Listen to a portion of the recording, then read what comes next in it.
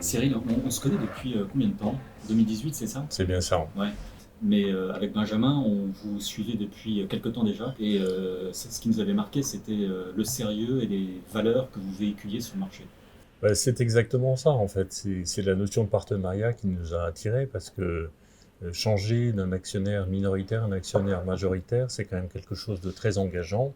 Et ce qu'on a voulu valider à l'époque, c'était à la fois l'alignement de nos valeurs Mhm. et à la fois de l'alignement du développement commercial qu'on mettait en place avec Realize. Ah, effectivement, et on l'a vu, nous, à travers trois axes, le développement commercial, la transition managériale et puis également la structuration de la société.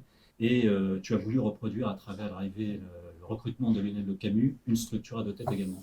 Oui, c'est quelque chose qui pour moi est essentiel dans l'équilibre et dans les fondamentaux de la gouvernance. Et ce qui a permis par la suite de développer commercialement de nouveaux services, de nouveaux secteurs d'activité, de finaliser le parcours de la digitalisation de nos activités, tout en recrutant des commerciaux, en les formant le mieux possible et puis tout simplement pour les fidéliser. Tu as raison, et donc cette fidélisation, cette formation, c'est ce qui vous a toujours assuré votre socle de performance. Mais là, l'ambition commune qu'on portait, c'était d'accélérer, d'aller encore un petit peu plus loin. Il a fallu augmenter la cadence et faire ça de façon continue. Comme pour l'ensemble des sociétés, on a tous vécu à un moment donné avec la crise sanitaire un frein à l'accélération de développement. Et vous nous avez toujours suivis dans la conduite des affaires avec un mot d'ordre qui était de poursuivre l'activité à tout prix. Il fallait maintenir le cap, absolument maintenir le cap. Ouais, et en ça, on a été aidé par la digitalisation.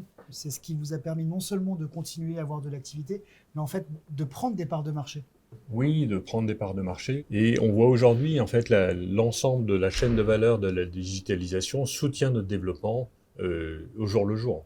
Oui, et cette période, ça permet aussi d'extérioriser ce qui était pour nous une évidence, c'est-à-dire que chez vous, il y a une culture de l'excellence de la performance. Et ça fait que c'est votre principal actif, l'image de marque, et on pense vraiment que ce capital client, c'est l'axe principal de création de valeur hier et demain. Ouais, c'est un peu mon rôle, entre autres, de créer, de susciter cette confiance auprès des bailleurs, auprès des clients, auprès des fournisseurs, et puis entre autres les investisseurs. Accessoirement, oui, bien sûr. Et en ça, on était bien aidé par le fait qu'on sent bien que tu as une parfaite maîtrise de ton business model. Ouais, il y a un business model qu'on a analysé comme étant disruptif, hein, puisque quelque part Réalise accompagne le mouvement ESG des entreprises avec le passage d'une économie de propriété, de consommation, vers une économie plus durable et plus circulaire. Ouais, on sent bien que 2021, au sortir de la crise, les investissements paient. C'est cela d'être accompagné dans les bons comme dans les mauvais moments, et avec toujours un discours de vérité.